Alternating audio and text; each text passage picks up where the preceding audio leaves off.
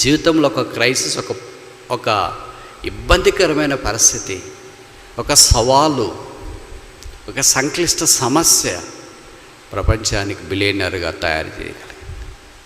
మనకి పరిస్థితులను బట్టి ఆరిపోతుంది. అన్నీ బాగున్నప్పుడు అంతా చాలా బాగుంటుంది, ఫైర్ బ్రాండ్ మాదిరి ఉంటాం. పరిస్థితులు ప్రతికూలంగా ఉన్నప్పుడు మందిరము, ప్రార్థన, వాక్యము, ప్రభు కొరకు జీవించడం అన్నీ మానేయటానికి ప్రయత్నం చేస్తుంటాం, మానేస్తాం. ఆయన వల్లే నిన్ను ప్రేమించేవారు భూమి మీద ఎవరు లేరు. ఆయన వల్లే నీ మీద జాలిపడేవారు భూమి మీద ఎవరు లేరు.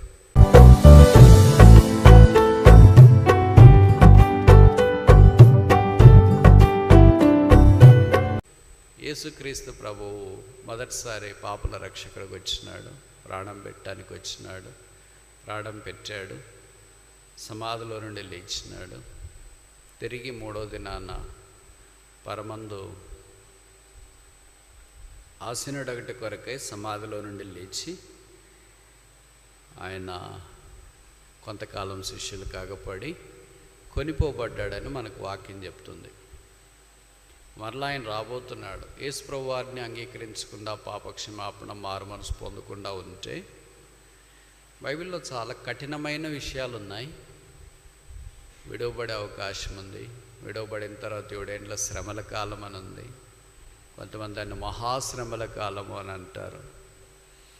అది ఎన్ని శ్రమలు అనేది ఊహించడం, చెప్పడము, బైబిల్లో రాయబడిన వాటిని మానవ రీతిలో ఇంటర్ప్రిట్ చేయడం జరగవచ్చు, కానీ ఇంకా తీవ్రంగా ఉంటాయి. కానీ యేసు ప్రభు రాకడ వచ్చిన తర్వాత విడవబడిన వారి యొక్క పరిస్థితుల్లో ఇప్పుడు ఏదైనా కంప్లైంట్ పవర్ పోతే ఆఫీస్కి ఫోన్ చేస్తాం, నెట్ రాకపోతే ఆఫీస్కి ఫోన్ చేస్తాం,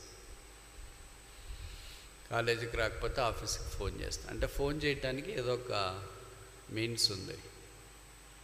బట్ ఆ మహాశ్రమల కాలంలో ఏమో ఊహించడానికి వీలు లేనంత కష్టతరమైన పరిస్థితి. ఇవి భయపెట్టి ఇబ్బంది పెట్టడానికి చెప్పే మాటలు కాదు, ఇవి బైబిల్లో వ్రాయబడిన మాటలు. యుద్ధాలు అని చెప్తే మీకు ఏం గుర్తొస్తుంది? కష్టాలు గుర్తొస్తాయేమో కదా.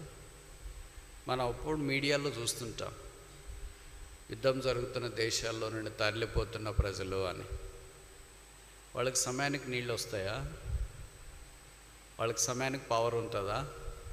వాళ్ళ భోజనం ఉంటుందా? జీతాలు ఉంటాయా? స్కూళ్ళు ఇవన్నీ ఉంటాయా? ఏది ఎప్పుడు ఎలాగో ఏం జరుగుతుందో కూడా తెలియనంత దుర్భరమైన పరిస్థితి ఉంటుంది. అందుకే యుద్ధాలు ఏ దేశాల్లో జరుగుతుంటే అక్కడి నుండి కొంతమంది ప్రజలు సురక్షిత ప్రాంతాలకు తరలివెళ్తారు. ఆ ప్రజలను దగ్గరున్న దేశాల వాళ్ళు కొంతమంది ఆంక్షలతో స్వీకరిస్తారు, కొంతమంది షరతులు లేకుండా స్వీకరిస్తారు. అలాగ వెళ్ళిన వాళ్ళని ఏమంటారంటే శరణార్థులు అంటారు, ఆస్లిమ్స్. వాళ్ళకి అక్కడ అడ్రస్ లేదు, సరైన భోజనం ఉండకపోవచ్చు, సరైన సహాయం చేసేవారు ఉండకపోవచ్చు. పాన్ కార్డు, మీరు అనుకున్న Aadhaar card, voter card, ID card, ఏ కార్డు ఉండదు, కార్డులెస్. ఒక శరణార్థిగా వేరే దేశానికి వెళితే ఎంత కష్టమో కొన్ని మీరు మీడియాలో చూసే దృశ్యాలు మీకు తెలియజేస్తాయి.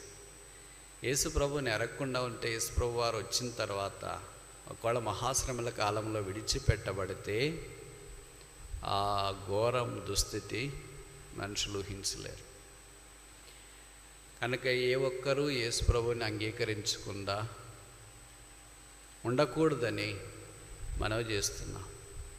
యేసుని రక్షకుడిగా స్వీకరించి పాపక్షమాపణ, మారుమనసు పొందండి. నేను ఈ మాటలు చెప్తే మీరు అనుకోవచ్చు, యేసు ప్రభు, బైబిల్, పాపక్షమాపణ, మారుమనసు, పరలోకం, తర్వాత నరకం, ఇవన్నీ వాస్తవాలేనా? పరలోకం నువ్వు చూసి వచ్చినావా? నరకం నువ్వు చూసి వచ్చినావా? నేను చూసి రాలేదు, ఎందుకంటే చూడటానికి పోతే మళ్ళీ రావటానికి కుదరదు. ఒకసారి చెప్పనా, చూడటానికి పోతే రావటానికి కుదరదు. ఒకసారి చూడటానికి పోతే ఇంక అక్కడి నుండి వర్తమానం కూడా ఇక్కడికి ఏం రాదు. మరి ఎట్లా నమ్ముతున్నారంటే బైబిల్ సెలవిస్తుంది. ఒకవేళ నేను ఈ మాట చెప్తాడు మీలో కొంతమంది అనుకోవచ్చు, ఒకవేళ ఆ రెండు ఉంటే ఇట్స్ ఓకే, లేకపోతే ఓకే, లేకపోతే అనేది 50% ఉంచుకో, ఉంటే 50% ఉంచుకో. ఒకవేళ నువ్వు యేసుని స్వీకరించుకుని ఈ లోకాన్ని విడిస్తే నరకమే ఉంటే ఎక్కడికి వెళ్తావు? బైబిల్ సెలవిస్తుంది నరకానికి వెళ్తున్నామని. ఉంటే అనే ఆప్షనే. What if there is hell? అది అగ్ని ఆరదు, పురుగు చావదు, వేదనకరమైన స్థలం అని బైబిల్లో రాయబడింది. అది నమ్ముతున్నాం వాస్తవం అని. బైబిల్ సెలవిస్తుంది అలాగుందని. భక్తులు అలాగ ప్రకటించినారు. ప్రభు అయిన యేసునందు విశ్వాసం ఉంచుమప్పుడు నీవును నీ ఇంటి వారును రక్షణ పొందుదురు. యేసుక్రీస్తు ప్రభు నిన్ను ప్రేమిస్తున్నాడు. ఆయన వల్లే నిన్ను ప్రేమించేవారు భూమి మీద ఎవరు లేరు. ఆయన వల్లే నీ మీద జాలిపడేవారు భూమి మీద ఎవరు లేరు. యేసు పాపుల మిత్రుడు, పాపుల రక్షకుడు. బైబిల్ సెలవిస్తుంది యేసు రక్తం ప్రతి పాపం నుండి మనల్ని కడిగి పవిత్రులుగా చేయి. ప్రభు అయిన యేసునందు విశ్వాసం ఉంచుము, అప్పుడు నీవును నీ ఇంటి వారును రక్షణ పొందుదురు. రెండవది ఏం జరుగుతుంది? ఇదే మత్తయి సువార్త 24వ అధ్యాయం 37వ వచనం. Matthew chapter 24 verse 37. నోహు దినములలో ఎలాగుండెనో మనిషి కుమారుడు రాకడియు అలాగుండును. నోహు దినాలు, లోతు దినాలు మనకు జ్ఞాపకం చేస్తాయి. వీళ్ళెవరు? మనుషులు. నోహు దేవునితో కూడా నడిచినవాడు. ఆయన వాక్యంలో రాయబడుతూ వచ్చింది. నోహు దినాలు ఎలాగున్నారు? ఆదికాండం 6వ అధ్యాయంలో మనం చూస్తే మనుషులు చెడుతనం భూమి మీద గొప్పదనియు వారి తలంపుల్లోని ఊహలనియు కేవలం ఎల్లప్పుడూ చెడ్డవనే దేవుడు సూచన. లోతు దినాల్లో కూడా మనుషులు అలాగే ఉన్నారు. తినుతూ త్రాగుతూ ఉన్నారు, నారు నాడుతూ పెండ్లికి ఇచ్చుచు ఉన్నారు. సేమ్ అవే ఈ దినాల్లో కూడా జరుగుతున్నాయి. దీనికి మనం ఒక పేరు పెడదాం, సోషల్ సైన్స్. సైన్స్ అంటే SAINCE కాదు, SIGN. సూచనలు, సామాజిక సూచనలు. ఏంటి సోషల్ సైన్స్ అంటే? సామాజికంగా కనిపించేవి. నారు నాటేది, ఇళ్ళు కట్టేది, తర్వాత పెళ్ళిళ్ళు చేసుకునేది, ఇష్టానుసారంగా జీవించేది, ఫ్రీడమ్ అనే పేరట విచ్చలవిడిగా జీవించే రేవ్ పార్టీ లాంటివి. ఇవన్నీ ఆ దినాల్లోనే ఉన్నాయి, కానీ వాటికి పేర్లు అప్పుడు వేరు, ఇప్పుడు పేర్లు వేరు. అప్పుడు పాపం పండిపోయింది. సొదొము గొమొర్రాలు ట్విన్ సిటీస్. అప్పుడు దాంట్లో ఉన్న పాపమే ఇప్పటికి అదే ఊరి పేరిట పెట్టారు లోకంలో, సొడొమి అని. అవాచ్యమైనది, ప్రకృతికి భిన్నంగా ఉండేది, అన్యాచురల్ సిన్. అన్నప్పుడు జరిగినాయి, ఇప్పుడు కూడా అట్లే జరుగుతున్నాయి. అందుకే మీరు చూసింటారు అవన్నీ బైబిల్ ప్రకారం కాదు అని అంటే ఆ కమ్యూనిటీ వాళ్ళు ఇబ్బంది పడుతున్నారు. విచిత్రమేమో కానీ పాశ్చాత్య దేశాల్లో ఏ పెద్ద ప్రెస్టీజియస్ ఇన్స్టిట్యూట్స్కి వెళ్ళినా, ఏ స్థలాలకు వెళ్ళినా ఆ ప్రైడ్ జెండా కనిపిస్తుంది. ఇవన్నీ మీకు తెలియకపోతే మంచిది, తెలిస్తే ఊరికే వినండి అంతే. ప్రైడ్ జెండా అంటే మీరు పెట్టుకునే జెండాలు కాదు. ప్రైడ్ అంటే ధనస్సు, 7 రంగులు ఉంటాయి కదా, విబ్గయర్ కలర్స్. ఆ విబ్గయర్ కలర్స్ నువ్వు పెట్టుకుంటే దాని అర్థం వేరే. కానీ నువ్వేం తెలియకుండా అమాయకంగా ఇది చాలా బాగుంది అని అనుకుంటున్నావు. అర్థమవుతుంది నేను చెప్పే మాటలు. ఆ జెండా నువ్వు పట్టుకున్నా, ఆ జెండా మీ ఇంటికి పెట్టుకున్నా, ఏ జెండా? 7 రంగులు ఉండే జెండా, 3 రంగులు ఉండేది కాదు నేను చెప్పేది. ఆ జెండాలు పెట్టుకుంటే దాని అర్థం వేరే. అలాంటి సామాజికమైన పెద్ద పండగ చేస్తున్నారు. అది విచిత్రం చూడు. చిత్రాలకి విచిత్రాలు అవి.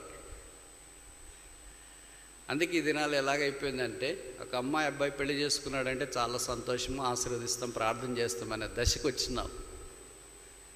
ఎందుకంటే దానికి మించింది ఘోరంగా జరుగుతుంది లోకాన్ని.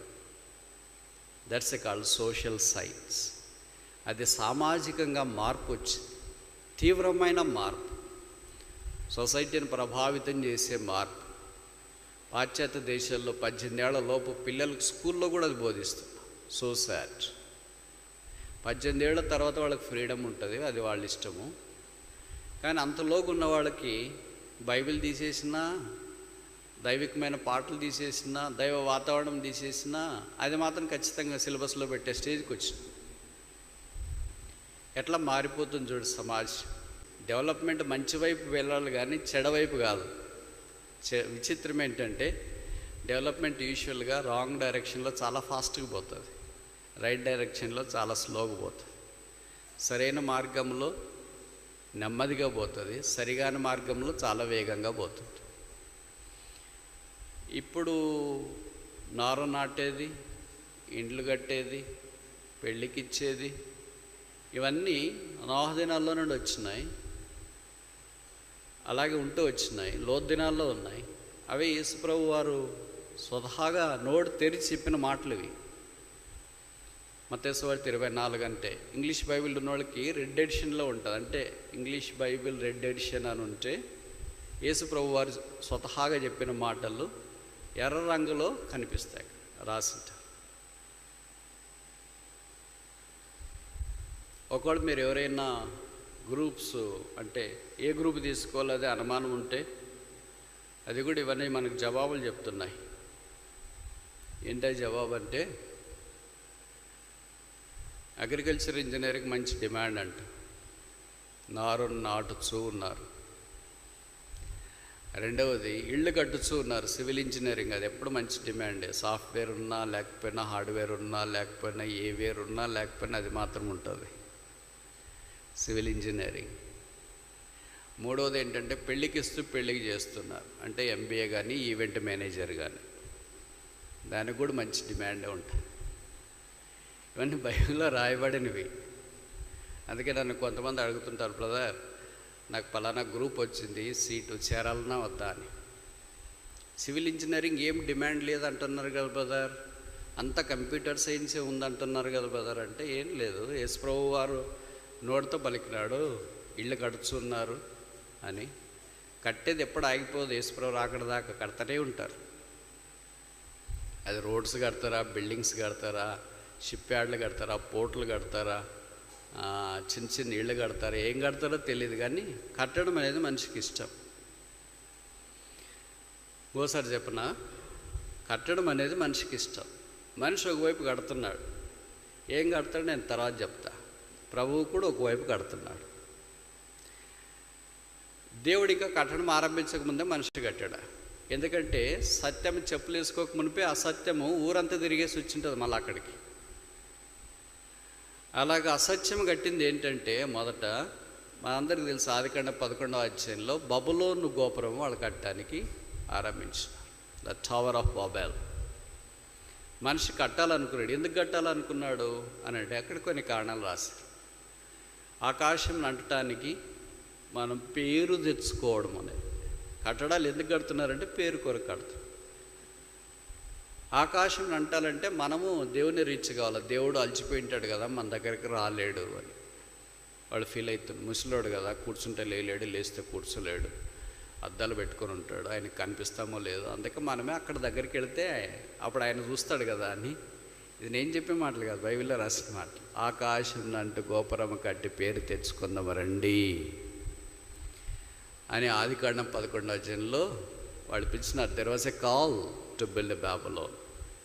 అయితే ప్రభుకు స్తోత్రాలు. ఆ తర్వాత బబులోను గోపురం వాళ్ళు కట్టలేకపోయారు, వాళ్ళ కరవలం వచ్చింది, వారు అక్కడి నుండి చెదరగొట్టబడ్డారు. ఇప్పుడు నెహెమ్యా పిలిపిస్తున్నాడు. నెహెమ్యా 2లో మనం చూస్తే కమ్ లెట్స్ బిల్డ్, మనము దేవుని మందిరము కట్టుదాము రండి అని. ఇప్పుడు యేసుప్రభుల వారు మత్తయి సువార్త 16:18 అన్నాడు, I will build my church upon this rock, the gates of the hell shall not prevail against it. ఈ బండ మీద నా సంఘమును నేను కట్టుతా. మొదట సాతాను బాబేలు కట్టాలనుకున్నాడు, అది కూలిపోయింది. ఇప్పుడు యేసుప్రభు వారు తన సంఘమును కట్టుచున్నాడు. Christ is the master builder. యేసుక్రీస్తు ప్రభు వారే నేర్పరి అయిన శిల్పకారుడు, దేవుడే దానికి డిజైనర్. కొన్ని డిజైన్స్ మనం చూసినప్పుడు అనిపిస్తుంది కదా, ఎవరు వేసినారు ఈ డిజైన్ అని అనిపిస్తుంది. చాలా బాగుంది అంట, ఇంటీరియర్ బాగుంది అంట, ఎక్స్టీరియర్ బాగుంది అంట, ఎలివేషన్ చాలా బాగుంది అని అంట. అది బాగా కనిపిస్తున్నప్పుడు దాన్ని వెనక ఉన్న సృష్టికర్త ఎవరో మననిట్టి అబ్బరపరుస్తుంది. ప్రభువు వారు కూడా ఈ అదృశ్యమైన సంఘాన్ని కడుతున్నాడు. కట్టేది ఆయన, మనం ఆయనతో పాటు పనిచేసే పరిచారకులు. అందుకని పౌలు అన్నాడు కదా, పునాది వేయబడింది, ఇప్పుడు కట్టుచున్నాం. ప్రతి వాడు ఎలా కడుతున్నాడో చూసుకోవాల. గడ్డి, కర్ర, కొయ్యకాలు ఒక బ్రాండ్ మెటీరియల్, ఇంకోటి బంగారము, వెండి, వెలగల రాళ్ళు ఇంకో బ్రాండ్ మెటీరియల్. ఈ బ్రాండ్లో ఏ బ్రాండ్ వాడుతున్నాం మనము అని. మంచి మెటీరియల్ వాడితే పరీక్ష నిలుస్తుంది. అప్పుడు ప్రతి వానికి తగిన జీతం క్రీస్తు న్యాయపీఠం అక్కడ రాస్తాడు కదా కొరింథీ 3వ అధ్యాయంలో. అలాగ మనము ఏదో వచ్చినాము, కూర్చున్నాం, వెళుతున్నాం, జరుగుతుంది, జీవితం అంతా బాగుపోతుంది అంటే గడ్డి, కర్ర, కొయ్యకాలు ఫుల్గా ఇంత పెట్టుకొని ఉన్నాము. ప్రభు వారు పరీక్షించినప్పుడు అంత కాల్చివేయబడుతుంది. ఏం మిగలదు. ఏం మిగులుతుంది? బూడిదే మిగులుతుంది. బూడిదంటే తెలుసు కదా మీకు. బూడిదకి నిప్పుకున్న తేడా ఏంటి? Fire. Difference between ash and fire తెలుసా? తెలియదు. నిప్పు ఏం చేస్తుందంటే వేరే వాటిని కూడా అంటిస్తుంది. బూడిద ఏం చేస్తుందంటే అంటే వాటిని కూడా ఆర్పేస్తుంది. అంటే వాటిని ఆర్పేసేది బూడిద, అంటే దాన్ని నిప్పు రగిలించేది ఫైర్, మంట. ప్రభువు వారు ఆ మంట మండించాలని కోరుతుంది.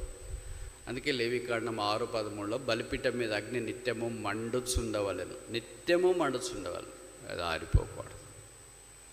మనకి పరిస్థితులను బట్టి ఆరిపోతుంది.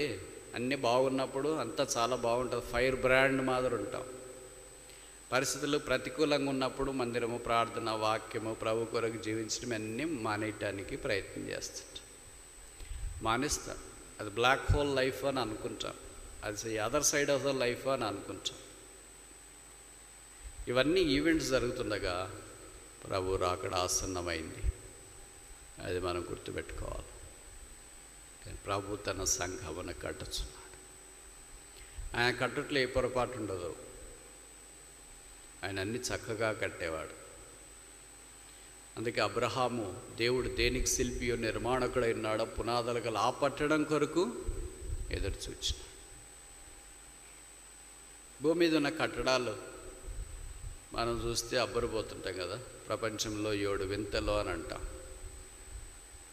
ఆ వింతలన్నీ బాగా చూడటానికి కనిపిస్తూనే ఉంటాయి. నేను చాలా వింతలు చూసిన. చైనా గ్రేట్ వాల్, తాజ్మహల్ లాంటిది, పీజా టవర్స్, ఈఫెల్ టవర్, ఇవన్నీ చాలా వింతలు ప్రపంచంలో చూసిన. లోటస్ ఒపేరా హౌస్, సిడ్నీ, ఇవన్నీ చూస్తున్నప్పుడు అనిపిస్తుంది అసలు ఇట్లా ఇక్కడ ఎలా కట్టారా. ఒక మనిషి అలా కట్టగలిగితే దేవుడు కడితే ఇంకెలాగుంటుంది? దేవుడు ఏదో కడుతున్నాడంటే అదృశ్యమైన సంఘం మాత్రమే కాదు. సంఘం ఎలా ఉంటుంది? వాడి చర్చ్. చర్చ్ అంటే ఏంటి? మనమే. యేసు రక్తం ద్వారా కడగబడిన వాళ్ళే సంఘం. వ్యక్తిని కడతాడు, కుటుంబాన్ని కడతాడు, అప్పుడు సంఘం కట్టబడుతుంది. వ్యక్తి కట్టబడకపోతే, కుటుంబం కట్టబడకపోతే సంఘం ఎలా కట్టబడుతుంది?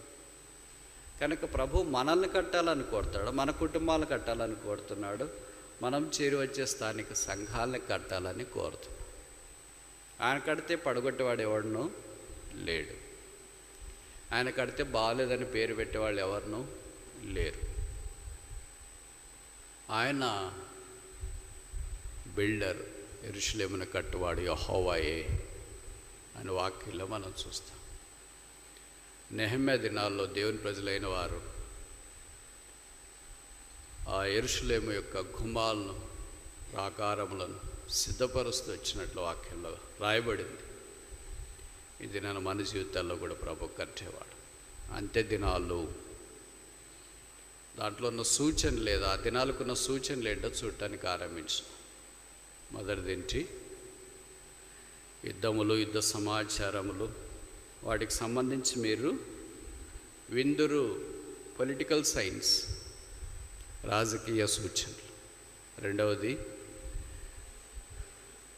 లోతు దినాల్లో ఉన్నట్లు, నోహ దినాల్లో ఉన్నట్లు మనిషి కుమారుడు రాకడ దినాల్లో కూడా ఉంటారు. నారు నాటేది, కట్టేది, ఇవన్నీ సోషల్ సైన్స్. మూడవది చూస్తామా? లూకా సువార్త 21వ అధ్యాయం. Luke chapter 21 verse 11. లూకా 21:11. అక్కడక్కడ గొప్ప భూకంపాలు కలుగును, తెగుళ్ళను కరువులను తటస్థించును, ఆకాశం నుండి మహోద్భయపాతములు, గొప్ప సూచనలు పుట్టును. దీనికి ఒక పేరు పెడదాం. ఏమని పేరు పెడదాం? న్యాచురల్ సైన్స్, ప్రకృతి సూచనలు. సునామీ కూడా వస్తుంది కదా, ఉప్పొంగింది సముద్రము. సముద్రం ఉప్పొంగేది కలగజేసిన వాడు ఆయనే. ఆయన ఇవన్నీ సముద్రంలో ఘోష పుట్టించేవాడును ఆయనైన వాక్యంలో మనం చూస్తాం. చూడండి 25, లూక్ చాప్టర్ 21 verse 25. మరియు సూర్య చంద్ర నక్షత్రములలో సూచనలను, భూమి మీద సముద్ర తరంగముల ఘోష వల్ల కలవరపరచబడిన జనములు శ్రమ కలుగును. సముద్ర తరంగముల ఘోష. సునామీ అంటే ఇదే. తరంగాలు మామూలు నార్మల్గా ఉంటే ఇప్పుడు హైట్ ఎక్కువైపోతాయి. ఇంతకుముందు తీవ్రత కంటే ఇప్పుడు ఎక్కువ తీవ్రత అవుతుంది. ఇంతకుముందు మామూలుగా ఉంటే ఇప్పుడు అబ్నార్మల్గా మారుతాయి. అందుకనే సముద్రం దాటి ఇంకా 1 కిలోమీటర్ ఉన్న రోడ్లు, బిల్డింగ్లు అన్నీ ఈ సముద్ర తరంగాల సవ్వడి చేత కప్పబడతాయి, కోతకు గురవుతాయి, నష్టపోతాయి. అందులో సముద్ర ఘోష, న్యాచురల్ సైన్స్. ఇవన్నీ మనకు చూస్తున్నాడు. మనమేమనుకుంటాం, మనము సేఫ్గానే ఉన్నాములే, ఎక్కడో జరుగుతాయని అనుకుంటాం. ఎక్కడ జరుగుతున్నా మనకి ఏం జ్ఞాపకం చేయబడుతుందంటే యేసుప్రభు రాకడ సమీపముగా ఉంది, మనం సిద్ధంగా ఉండాలి అని జ్ఞాపకం చేయబడుతుంది. సముద్రానికి కలగజేసిన వాడు ఆయనే, భూమిని కలగజేసిన వాడు ఆయనే, అన్నీ మహత్తుగల మాడు చేత నిర్వహిస్తున్నవాడు యేసుక్రీస్తు ప్రభువే. సృష్టి ఆయనకు లోబడింది. అందుకే తెలుగులో ఒక పాట కూడా ఉంది, సృష్టిని చేసిన శక్తి కంటే పాపకి ఇచ్చిన రక్షణ గొప్పది. మనలో సృష్టిని చాలామంది 1% కూడా చూసింటాం. ఏమనంటే ఏదో ఇక్కడ చూసినాము, సోమశిల బ్యాక్ వాటర్ చూసినారా, ఇవన్నీ చూస్తున్నాడు మనకు అనిపిస్తుంది, అబ్బా ఇంత బాగుంది ఏంటి అని. అంతెందుకు, మన ఆంధ్రప్రదేశ్లో కూడా అరకులో ఆరబోసిన అందాల పరుపు, సర్పెంటీన్ అంటే పచ్చగా ఉండే అడవుల్లో ఘాట్ రోడ్స్ మీద సర్పం వల్లే మెలికలు తిరిగి ప్రయాణం చేస్తుంటే ఆకాశంలో నుండి మేఘాలు దిగొచ్చి మనల్ని సందర్శించి దాటిపోతున్నాయని, మనం వాటిలో నుండి దూసుకొని పోతున్నామని, పచ్చని ప్రకృతి దుప్పెడ కప్పుకొని మనల్ని కూడా ఆవరించింది అన్నట్లుగా కనిపిస్తుంది ఆ దృశ్యం. ఈ ప్రకృతి ఇంతుంటే ఇంకా నార్త్ ఈస్టర్న్ స్టేట్స్లోన డీప్ నార్త్ పార్ట్లో ఎట్లుంటుంది, ఇండియాలోనే ఇట్లుంటే, హిమాలయస్ ఎట్లుంటుంది, ఇక్కడే ఇట్లుంటే హెవెన్ ఆన్ ద ఎర్త్ అని ఇండియాని గురించి మాట్లాడేటప్పుడు కేరళను గురించి చెప్తారు కదా, అది ఇంకెట్లుంటుంది. ఇదే ఇట్లయితే భూమి మీదే హెవెన్ ఆన్ ద ఎర్త్ అని స్విట్జర్లాండ్ గురించి చెప్తారు. స్విట్జర్లాండ్ మీలో చాలామంది చూడలేదేమో, నాకు చూసే అవకాశం ప్రభు ఇచ్చినాడు. చూస్తే అది నిజంగా హెవెన్ ఆన్ ద ఎర్త్ మాదిరే కనిపిస్తూ ఉంటుంది.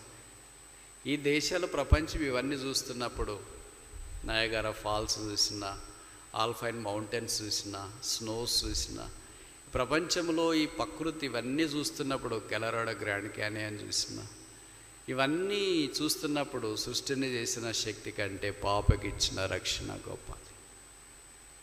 ఆ రక్షణ కొరకే ప్రాణం పెట్టాడు, సృష్టి కొరకే మాట చెప్పాడు, లెట్ దెర్ బి లైట్, వెలుగు కలుగును కాకంటే వెలుగైంది, భూమి కలుగును కాకంటే భూమి అయింది, సముద్రం కలుగును కాకంటే సముద్రం అయింది. అయితే మన దగ్గరికి వచ్చేటప్పటికి మానవుడు కలుగును గాక అని చెప్పలేదు. బైబిల్లో రాయబడింది, 6వ దినాన ఆయనే మట్టిని తీసుకొని తన రూపంలో చేసి నాసికారంధ్రంలోనికి జీవవాయువుగా నరుడు జీవాత్మాయను. తన రూపంలో వచ్చిన మానవుణ్ణి ఆ సృష్టి అంతటి పైన అధికారిగా నియమించిన. అందుకే ఆదికాండం 1:27 రాయబడింది, దేవుడు వారిని ఆశీర్వదించి ఏమని, నీవు ఫలించి అభివృద్ధి పొంది భూమిని నిండించి దాన్ని ఏలుడి ఏలుట. సృష్టి అంతటి మీద దేవుడు మానవునికి అవకాశం ఇచ్చినాడు, ఆధిక్యత ఇచ్చిన. అందుకని 8వ కీర్తనలో రాయబడింది, నీవు కలగజేసిన ఆకాశ నక్షత్రములను చూడగా, చంద్ర నక్షత్రములను చూడగా నువ్వు మనిషిని జ్ఞాపకం చేసుకోవటానికి వాడు ఏ పాటి వాడు. ఈ 5 అడుగుల 6 అడుగుల మనిషి పురుగు ఏమనుకున్నాడంటే నేనే సమస్తాన్ని కంట్రోల్ చేయగలను అని. అది ఎంత దాకా చేస్తావంటే జరిగేదాకా చేస్తావు. సముద్రాన్ని కంట్రోల్ చేస్తావు, బీచ్ని కంట్రోల్ చేస్తావంటే జరిగేదాకా చేస్తావు. సునామీ వస్తే ఏం కంట్రోల్ చేస్తున్నావు? భూమిని కూడా కంట్రోల్ చేస్తావు. ఎప్పటిదాకా కంట్రోల్ చేస్తావు? భూకంపం రానంత దాకా. వస్తే ఏంటి? ఆకాశాన్ని వర్షాన్ని కంట్రోల్ చేస్తావు. ఎప్పటిదాకా? కుండపోత వర్షం కురైనంత దాకా. కురిస్తే ఏం చేస్తాం?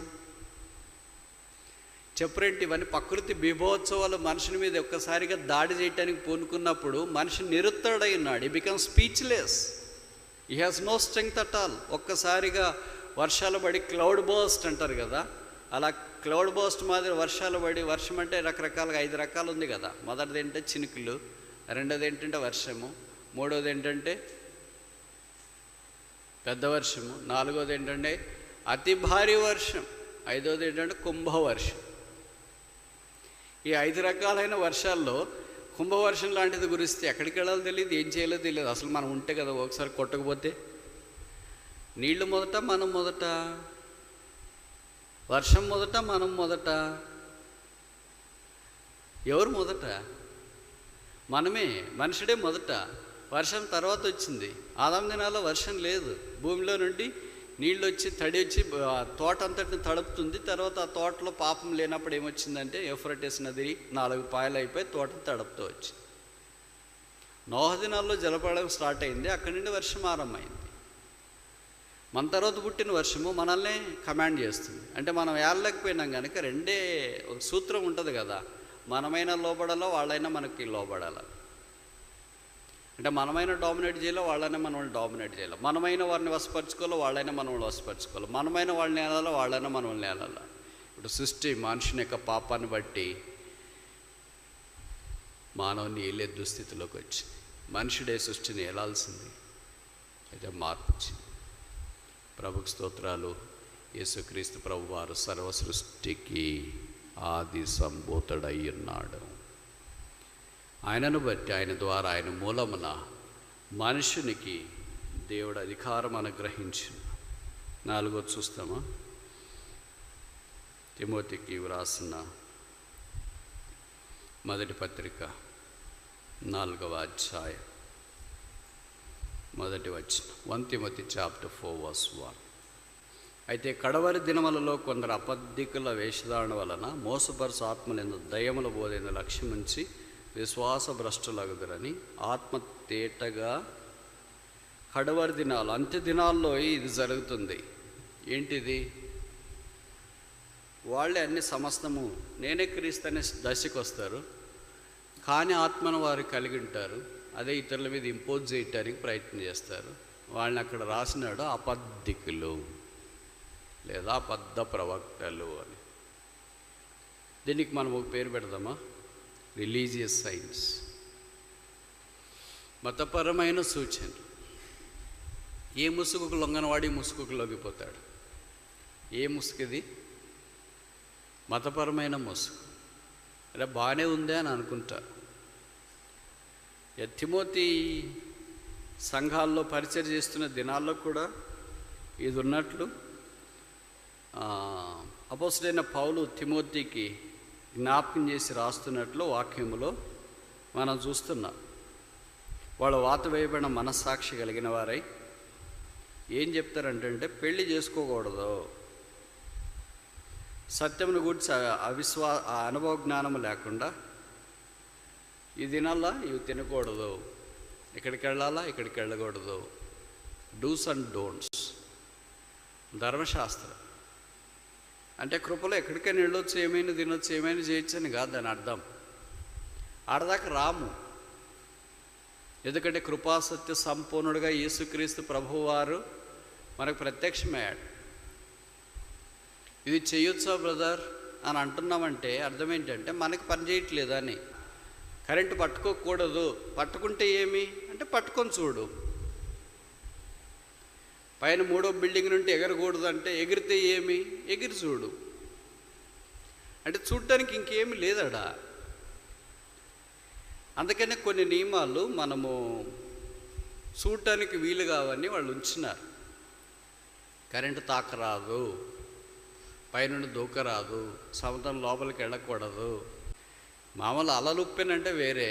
మేము ఈ మధ్యలో అండమాన్కి వెళ్ళాం. అక్కడ కొన్ని చోట్ల ముసళ్ళు ఉండే బీచ్లు ఉంటాయి. బయట ఇటు బోర్డు పెట్టింటారు ఏమని, సముద్రం లోపలికి వెళ్ళకూడదు, ముసళ్ళు ఉన్నాయి జాగ్రత్త అని. అరే మనం ఈ బోర్డు చూస్తుంటే దగ్గరకు వచ్చి నీళ్ళ మీద నుండి తల ఇట్ల పైకి పెట్టింటుంది ముసలి. వెళ్ళాలా వద్దా? మన కళ్ళెదుటే కనిపిస్తుంది, వెళ్ళకూడదని బోర్డు పెట్టినారు. అలాగే మనకు కూడా చెప్పినారు, ఇది చేయకూడదు, ఇలా ఉండకూడదు, ఇలా ఉండకూడదు. బైబిల్లో సైన్ బోర్డు ఇది. స్పీడ్గా వెళ్ళకూడదు, స్పీడ్ థ్రిల్స్ బట్ కిల్స్ అని బోర్డు పెట్టింటారు. సరే చూస్తాం ఎట్లుందో అనిపోతే. Bible is a sign board. Road మీద పోయే భక్తికి ప్రయాణంలో సైన్లు రాసింటారు అక్కడక్కడ. బంప్ తర్వాత ఏంటి, స్పీడ్ బ్రేకర్లు వస్తున్నాయి, యూటర్న్ వస్తుంది, ఊరు వస్తుంది, సర్వీస్ రోడ్ వస్తుంది, తర్వాత పెట్రోల్ బంక్ వస్తుంది. ఇలాగ రకరకాల సైన్ బోర్డ్స్ రాసింటారు. మనం వేగంగా వెళ్తున్నప్పుడు ఆ సైన్ బోర్డ్స్ చదువుతా జాగరూకత వెళ్ళాలి. స్పీడ్ లిమిట్ రాసింటారు, టోల్ వస్తుంది, టోల్ గేట్ వస్తుందని రాసింటారు. ఇవన్నీ చూడకుండా మందాన్ని మనం పోతే అపాయం ఉంది. అందుకే బైబిల్ మనకు ఒక సైన్ బోర్డ్ లాంటిది. ఇప్పుడు రిలీజియస్ సైన్ బోర్డ్, వెళ్ళకూడదు, చేయకూడదు, ఆ మాటలు నమ్మకూడదు అని చెప్పినాం అనుకో. అప్పుడు మీరేమంటారంటే, బ్రదర్ ఇంకా బ్రాడ్గా ఆలోచించట్లేదు, నేరగా ఆలోచిస్తాడు, అందుకని అక్కడికి వెళ్ళకూడదు, ఇక్కడికి వెళ్ళకూడదు, ఆ బోధలు వినకూడదు, ఈ బోధలు వినకూడదు, వాళ్ళ దగ్గరికి వెళ్ళకూడదు, వీళ్ళ దగ్గరికి వెళ్ళకూడదు అని అంటున్నారు. అన్నీ వెళ్ళాలా, అన్నీ చూడాలా, ఏది మంచిదో అది తీసుకోవాలా అని. అది ఎవరంటే ఒక దశకు వచ్చిన వాళ్ళు. ఈ చిన్న పిల్లోని కరెంటు దగ్గర నిలబెట్టి నువ్వు ముట్టుకోవద్దురంటే వాడు చేసే పనే అది. రైల్వే ప్లాట్ఫామ్ దగ్గర ఉండి ఇక్కడి నుండి నువ్వు కదలొద్దు, దిగొద్దు అని అంటే, ఇక్కడి నుండి నువ్వు బయటకు వచ్చి వాడు ఉండేదే అది. ఎందుకంటే ఏది చేయొద్దు అని అంటామో అది చేసేవాళ్ళని ఏమంటాము, పిల్లలు అంటాం. మనకు కూడా వాక్యం ఇది చేయొద్దండి, అబద్ధ బోధకులు నమ్మొద్దండి అంటే మనం వాళ్ళనే నమ్ముతాం. ఎందుకంటే వాళ్ళు అంత అట్రాక్టివ్గా ఉంటుంది. మన గురించి బాగా చెప్తారు, మనకు ప్రవచనాలు చెప్తామని చెప్తారు. మేము మీ గురించి ప్రార్థన చేసిన వారం రోజులు ఉపవాసంగా నువ్వు అమెరికాకు పోతావు అని చెప్పినారు. ఇప్పుడు అమెరికాలో ట్రంప్ ఉన్నోళ్లే పంపిస్తున్నాడు.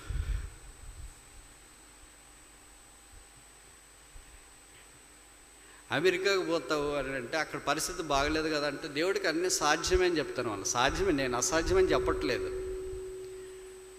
ప్రవచనము వాక్యానికి సింక్ కావాలి. If any prophecy that doesn't sync to the word of God is no prophecy at all. అది దేవుని వాక్యానికి సింక్ కాకపోతే ఒక ప్రవచనం ఎలాగవుతుంది? ప్రవచనం ఏదో మంచి చెప్తే పర్లేదు, ఇలాగా నీకు పెళ్ళి అవుతుంది, బాగా చదువుకుంటావు, అమెరికాకి వెళ్తావు, నువ్వు గొప్పోడవుతావు, ఇలాగ చెప్తే చాలా మంచిది. చెప్పించుకోండి, వినండి, మీ దారిని మీరు పనులు చూసుకోండి. అందరితో ఆగరు కదా వాళ్ళు. ఇవన్నీ జరగాలంటే పలానా చేయాలా అని చెప్తారు. అప్పుడు ప్రాబ్లం వస్తుంది. పాజిటివ్గా చెప్తే పర్లేదు, నెగిటివ్ కూడా కొన్ని చెప్తారు.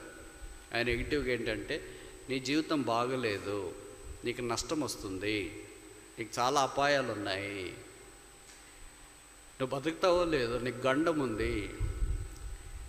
ఇవన్నీ చెప్పిన మనిషిగా భయపడతాడు. అందుకనే రకరకాల దానికి మనుషుడు లోబడిపోయాడు. యేసుక్రీస్తు ప్రభు వారి యొక్క ఆజ్ఞ లేకుండా మనం నమ్ముతాం. బైబిల్లో రాయబడింది, మన తల వెంట్రుకల్లో ఒక్కటి కూడా నేల రాలదు అంటారు. కొంతమంది అమ్మాయిలు కంప్లైంట్ చేస్తుంటారు కదా, వాళ్ళ ప్రార్థన మనవి కూడా ఇదొకటి. మీకు తెలుసో తెలీదు, బ్రదర్ నాకు ఎయిర్ ఫాల్ ఎక్కువ అవుతుంది, ప్రార్థన చేయండి. ఎక్కువ కావాలని, తగ్గిపోవాలని. మనుషులు ఏసు నెరగకుండా పాతాళం వైపు పరుగులు తీస్తుంటే వాళ్ళని గురించి భారం లేదు. ఎయిర్ ఫాల్ ఎక్కువైతుందంట, ప్రార్థన చేయాలంట. ఇది భారం. ఎట్లా మారిపోయాం చూడండి మనం. మన చుట్టుపక్కల ఉన్నవాళ్ళు, మన బంధువులు, రక్త సంబంధికులు, పరిచయస్తులు, మనతో పాటు ఉద్యోగం చేసేవాళ్ళు ప్రభువుని ఎరగకుండా ఈ లోకాన్ని విడిచిపెడితే పాతాళం వైపు వాళ్ళు పరుగులు తీస్తున్నారు. వాళ్ళ కొరకు ప్రార్థన చేయండి అనే భారం పోయి ఇది ఎక్కువైపోయింది. ఎయిర్ ఫాల్ ఎక్కువైపోతుంది, ప్రార్థన చేయండి. ఏం పర్లేదు లేదు సిస్టర్ అంటే ఇంకా పెళ్ళి కాలేదు కదా. పెళ్ళి అయితే ఊడిపోతే పర్లేదు, పెళ్ళి కాకుండా దాకా ఊడిపోకూడదని. మరి బైబిల్ అలాగ రాసినారు, మీ తల వెంట్రుకల్లో ఒక్కటి కూడా నేల రాలదు అని. ఇప్పుడు ఇది నమ్మొచ్చా? ఎయిర్ ఫాల్ అయిన వాళ్ళంతా నమ్మకూడదా? దువ్వెన పెడితే దువ్వెన కనపడకుండా వస్తాయి కదా. వాక్యాన్ని నమ్మొచ్చా, నమ్మకూడదా?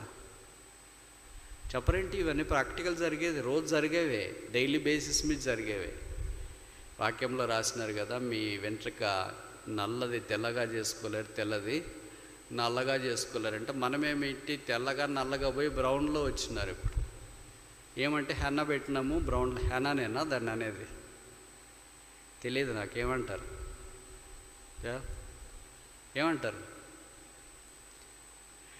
తెలియదు నాకు, అందుకనే అడుగుతున్నా. హెన్నానా హెన్నానా? హెన్నా. ఓకే, అది నల్లగా చేస్తుందో తెల్లగా చేస్తుందని వీళ్ళు అనుకుంటున్నారు. బ్రౌన్కి వస్తున్నారు. ఇప్పుడు బ్రౌన్కి వచ్చేవాళ్ళు, గ్రీన్కి వచ్చేవాళ్ళు చూస్తుంటాను, అబ్బా ఇడి గ్రీన్కి ఎలాగ వచ్చింది, దేవుడేమో నల్లగా పుట్టిస్తే ఇడి గ్రీన్ రంగుల్లో కనిపిస్తున్నాడు ఏంటి అని. ఇలాగ రకరకాలు కనిపిస్తున్నారు. ఇంకా వాళ్ళు చెప్పేది ఏంటంటే బయట మనం ఎట్లుంటేనేమి అంతరంగంలో బాగుండాలి. ఇవన్నీ ఏమంటారంటే ఫాల్స్ టీచింగ్, అబద్ధ బోధకులు అని అంటారు. బయట ఎట్లుంటేనేమి లోపల బాగుండాలంటే లోపల ఉన్న దాన్ని బట్టి బయటకు ఉంటుంది. మనం బయట ఎట్లయినా ఉండే లోపల బాగుంటామని అనుకోవడం సాధ్యమవుతుంది అంటారా? బైబిల్ ఏం సెలవిస్తుందంటే లోపల ఉన్నది బయటకు వచ్చి మాట్లాడుతుంది. హృదయంలో ఉన్న దాన్ని బట్టి నోరు పలకును అని బైబిల్ సెలవిస్తుంది. కానీ మనమేం చెప్తామంటే హృదయానికి నోరుకి లింక్ లేదు, అంతేనా? హృదయానికి శరీరానికి లింక్ లేదు. వాళ్ళు అదే చెప్పినారు, పెళ్లి చేసుకోకూడదు అని చెప్పినారు. పెళ్లి చేసుకుంటే పాపము శాపము అని రకరకాలుగా బోధించినారు. అలాగ బోధించే వాళ్ళు కూడా చాలామంది ఉండొచ్చు, కానీ బైబిల్ అలాగ సెలవియట్లేదు. కొంతమంది వాళ్ళు ఏదో అనుకొని అట్లాగ మానేసి దాని తర్వాత నష్టపోయే వాళ్ళు కూడా కొంతమంది ఉన్నారు. ఒకవేళ ప్రత్యేకంగా ప్రభువు వారు నిన్ను పౌల్లాగా అలాగ పిలిస్తే అది వేరే విషయం, తిమోతిలాగా పిలిస్తే అది వేరే విషయం. పిలువకుండా మీరే నన్ను పిలుస్తావా లేదు ప్రభు, మీరు పిలకపోతే నేను వస్తానంటే పోవద్దు. ఇలాంటి కంపెనీలు కొన్ని ఉన్నాయి, వారే అబద్ధ బోధకులైన వాక్యంలో రాస్తూ వచ్చినారు. This is spiritual side. 5వ ఆఖరి చూసి ముగిస్తామా? జేమ్స్ యాకోబు పత్రిక 5వ అధ్యాయం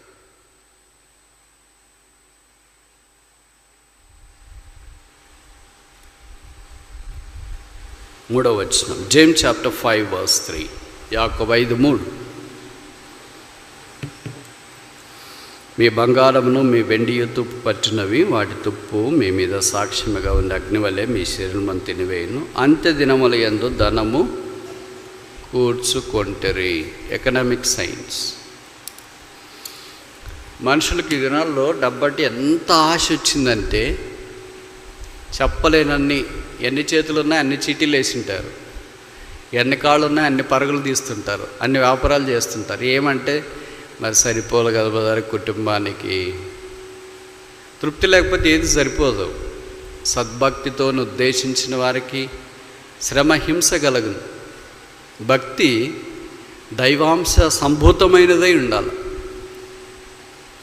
మనకు తృప్తి లేకపోతే ఏదైనా కాదు అని అనుకుంటా. డబ్బులు ఎందుకు సంపాదిస్తున్నాడు? లగ్జరీ కొరకు, not for need. Need is different, luxury is different. నేను బయటికి వెళ్ళటానికి నాకు అక్కరేంటి, 2 వీలరో కారో ఉంటే చాలు, దట్స్ నీడ్, అది అక్కర. కానీ లగ్జరీ ఏంటి?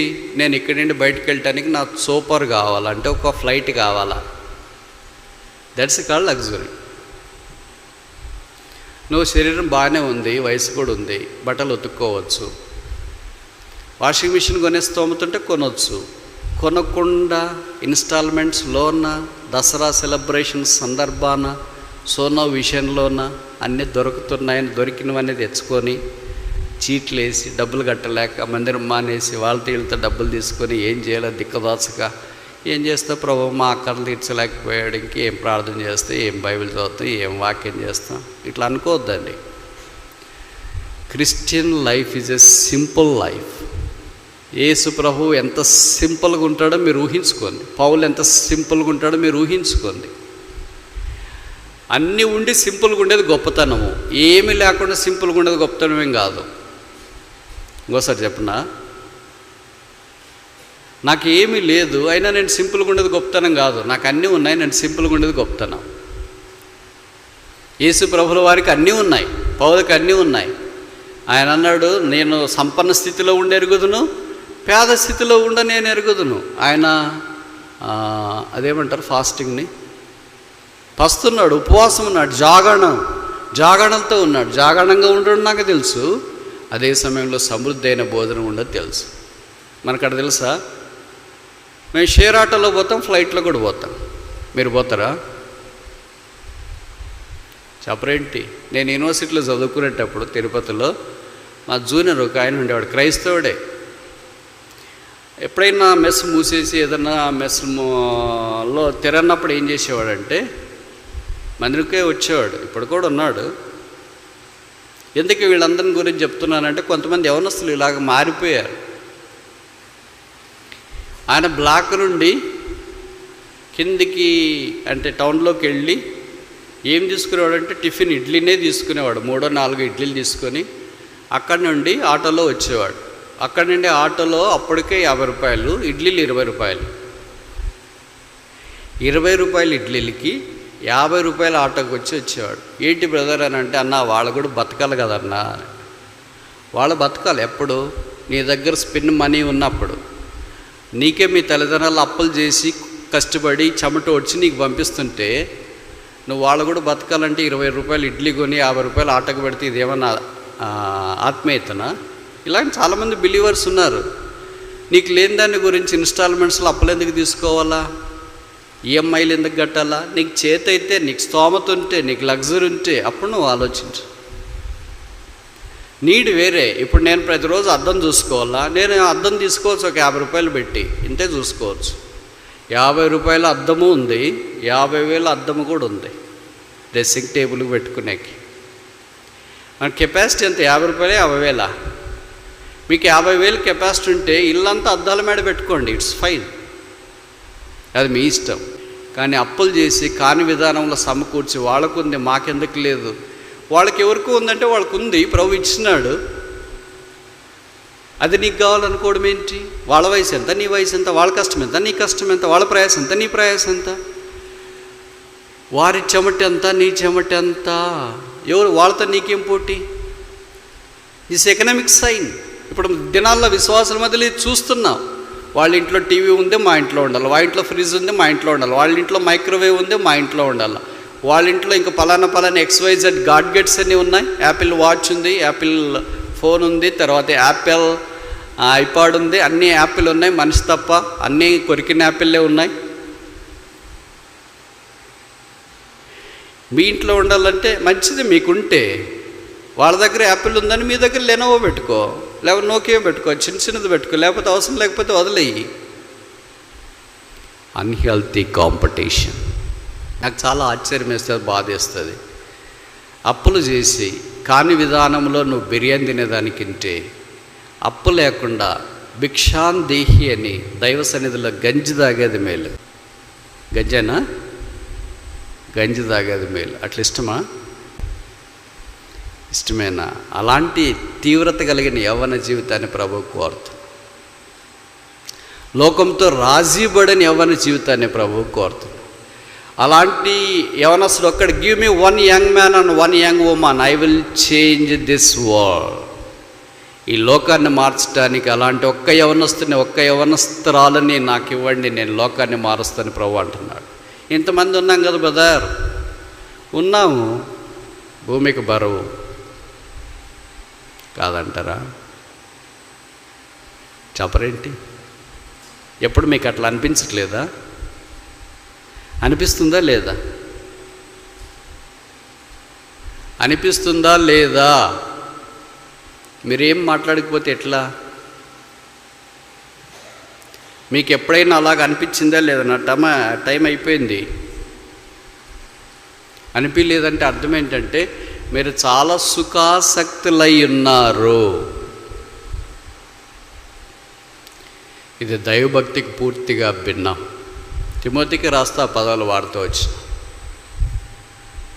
వారి భక్తి సుఖాసక్తుల్లోనికి వారిని తోడుకొని వెళ్ళింది. దైవికమైన వాంఛ, తృష్ణ, ఆశ, కోరిక క్షీణించింది. ప్రభు తన కొరకైనా కార్యములు జరిగించే అద్భుతంగా మనుషులను వాడుకోవాలని కోరుతాను.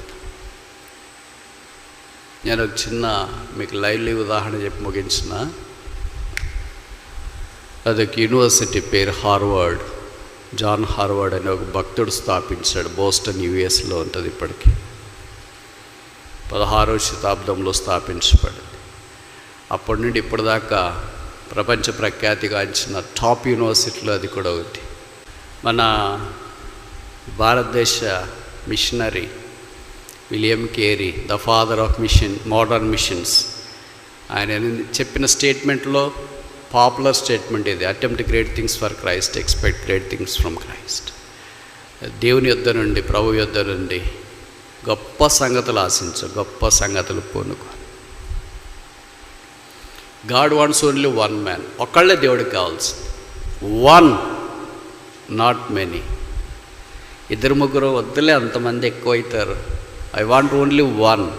ఒక్కళ్ళు కావాలా? ఉన్నారా? ఇంతమంది ఉన్నాం కదా ప్రభు, అదే ప్రాబ్లం. ఇంతమంది ఉన్నాం అనేదే ప్రాబ్లం. నేను ఎక్కడ హియర్ అయ్యా.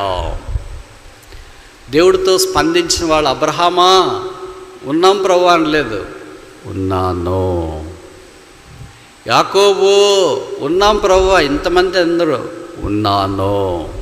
పౌలా ఉన్నాను. ఓన్లీ వన్, నేనున్నాను. ఆ యూనివర్సిటీలో చదువుతున్నప్పుడు, అది చాలా టఫ్ యూనివర్సిటీస్ కదా, ప్రతి డిపార్ట్మెంట్లో కనీసం ఒక నోబెల్ లారెట్ అన్న ఉంటాడు.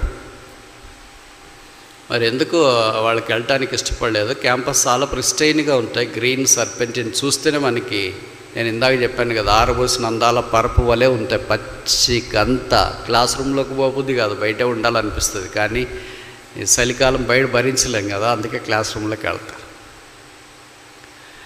అలాగే వాళ్ళ పిల్లలు, రకరకాల స్టూడెంట్స్ ఉంటారు కదా, దే హ్యావ్ ఫుల్ లిబర్టీ.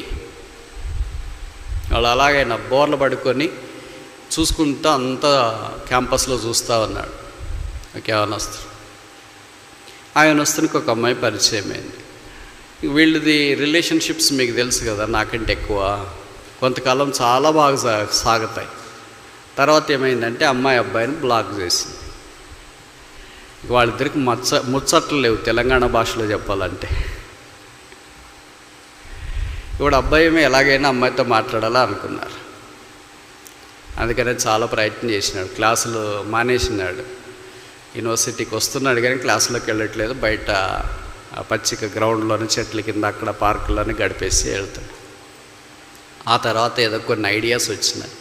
ఐడియాస్తో ఎలాగైనా మాట్లాడవచ్చు అని ఒక చిన్న ప్రోగ్రామ్స్ లాంటివి తయారు చేసుకున్నాడు, డెవలప్ చేసినాడు. ఆయనతో పాటు కొంతమంది ఫ్రెండ్స్ కలిసినారు. ఇద్దరు మామూలుగా ఇట్లాంటి వాళ్ళు కలుస్తుంటారు కదా, క్లాసులు ఎగరగొట్టి బయట తిరిగే వాళ్ళకి పెద్ద గుంపు ఉంటుంది. ఇది క్లాసుల లోపలికి వెళ్ళే వాళ్ళకంటే బయట ఎగరగొట్టి తిరిగే వాళ్ళు డ్రాప్ అవుట్లు ఎక్కువ పెద్ద గుంపు ఉంటుంది.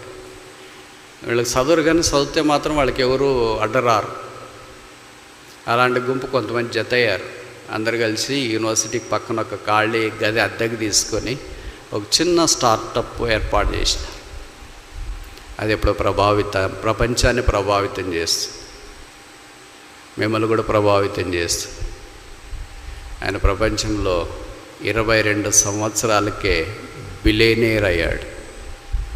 ఆయన పేరు మార్క్ జకర్బర్గ్, ఫేస్బుక్ అధినేత. 22 ఏళ్ళకి బిలియనీర్ అయ్యాడు. బిలియనీర్ అంటే మీరు ఊహించుకోండి. ఇప్పుడు ఏ అమ్మాయి అయితే బ్లాక్ చేసిందో అమ్మాయి దగ్గరికి వచ్చింది. ఇప్పుడు ఈయన బ్లాక్ చేశాడు అమ్మాయిని. ఆ తర్వాత జరిగింది ఏంటంటే ప్రిస్కిల్లా చెన్ అని అదే యూనివర్సిటీలో చదువుతున్న అమ్మాయిని, చైనా ఆమెను ప్రేమించి పెళ్లి చేసుకున్నాడు. తర్వాత ఇప్పుడు వాళ్ళకి 3 పిల్లలు, 40 సంవత్సరాలు. మొన్న అమెరికా ప్రెసిడెంట్ డొనాల్డ్ ట్రంప్ గారు టాప్ బిజినెస్ ఎగ్జిక్యూటివ్స్ అందరికీ మీటింగ్ ఏర్పాటు చేసినాడు. Microsoft, Google, PDF, Facebook, YouTube వీళ్ళందరికీ. దాంట్లో డొనాల్డ్ ట్రంప్ గారికి రైట్ సైడ్ ఫస్ట్ కూర్చున్న వ్యక్తి ఎవరంటే Mark Zuckerberg. Shocking. A dropout, Harvard dropout, ఆ పచ్చిక బయళ్ళలో బోడలు దొడులుతూ తిరిగినవాడు, ఏం చేయాలో దిక్కుదోచుకుంటూ తిరిగినవాడు ఇప్పుడు ప్రపంచాన్ని చేతుల్లో పెట్టుకొని ఫేస్బుక్ నిర్వహిస్తున్నాడు. With God all things are possible. దేవుడికి సమస్తము సాధ్యమే. ఇప్పుడు అదే మనం ఒక అమ్మాయి అబ్బాయి బ్లాక్ చేసినారు అని అంటే ఏం చేస్తాం?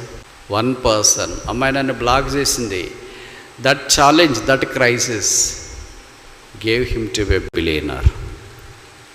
జీవితంలో ఒక క్రైసిస్, ఒక ఇబ్బందికరమైన పరిస్థితి, ఒక సవాలు, ఒక సంక్లిష్ట సమస్య ప్రపంచానికి బిలియనర్గా తయారు చేయగలిగింది. ఇవన్నీ ఎందుకు చెప్తున్నామంటే మీరు సరదాగా విని మీ దారిని మీరు వెళ్ళిపోవటానికి కాదు. దేవా, నన్ను కూడా ఏమైనా అలాగ వాడుకుంటావా? 5 సూచనలు చూసిన. మొదటిదేంటి చెప్పండి? మొదటిదేంటి? పొలిటికల్ సైన్స్, రాజకీయ సూచన. రెండవదేంటి? సోషల్ సైన్స్, సామాజిక సూచన. మూడవదేంటి? న్యాచురల్ సైన్స్ అంటే ప్రకృతి సూచన. నాలుగవదేంటి? రిలీజియస్ సైన్స్, మత సంబంధమైన సూచన. ఐదవది ఆఖరిది ఎకనామిక్ సైన్స్, ఆర్థిక సూచన. అంత్య దినాల్లో ఇవన్నీ సూచనలు మనకు జరుగుతుండగా ప్రభు రాకడ కొరకు నేను కూడా సిద్ధమని యవనస్తుడు ప్రభుకు కావాలి.